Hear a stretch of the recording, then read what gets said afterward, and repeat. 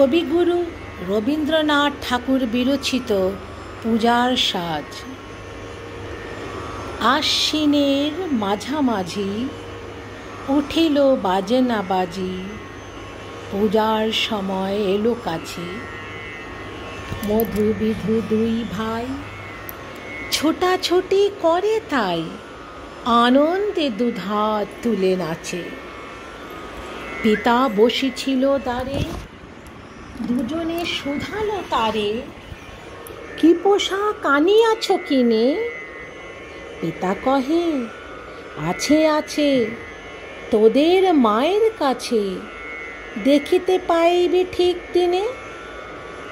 সবুজ সহে না আর, জননীরে বার বার কহে, মাগো ধরি তোর পায়।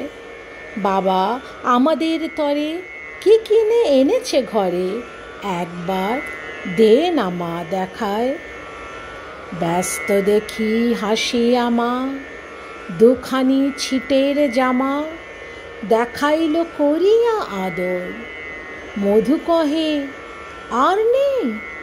মা কহিল, আছে ওই এক জোড়া ধুতি ও চাদর। রাগিয়া আগুন ছেলে কাপড় ধুলায় ফেলে, কাঁদিয়া কহিল, চাহি না মা। রায়বাবুদের গুপি পেয়েছে জরির টুপি, ফুল কাটা শার্টিনের জামা। মা কহিল, মধু ছি ছি, কেন কাঁদো মিছামিছি? গরিব যে তোমাদের বাপ, এবার হয়নি ধান, কত গেছে লোকসান, পেয়েছেন কত দুঃখ তাপ।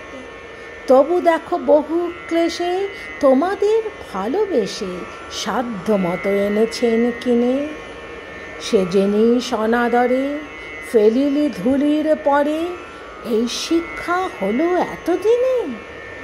বিধু বলে, এ কাপড় পছন্দ হয়েছে মোর, এই জামায় পরাস মা আমারে।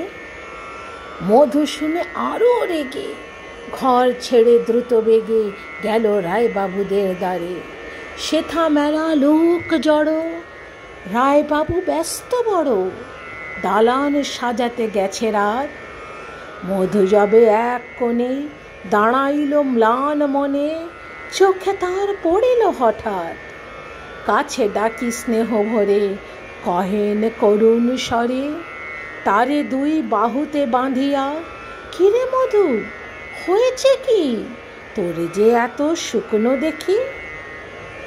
শুনি মধু উঠিল কাঁদিয়া, কহিল, আমার তরে বাবা আনিয়াছে ঘরে শুধু এক ছিটের কাপড়।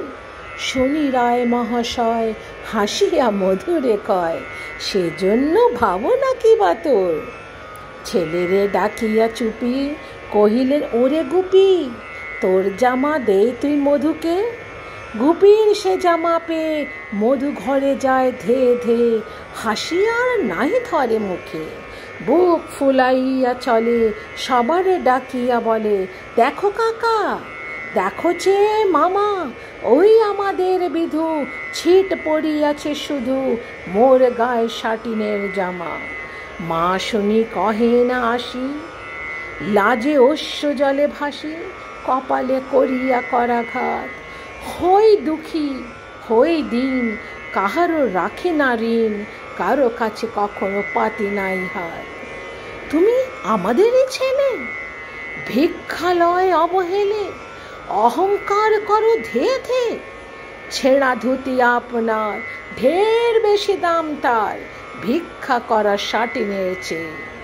আয় বিধু, আয় আমার বুকে, চুমু খাই তোর চাঁদ মুখে। তোর সাজ সবচেয়ে ভালো, দারিদ্র ছেলের দেহে, দারিদ্র বাপের স্নেহে, ছিটের জামাটি করে আলো। ধন্যবাদ।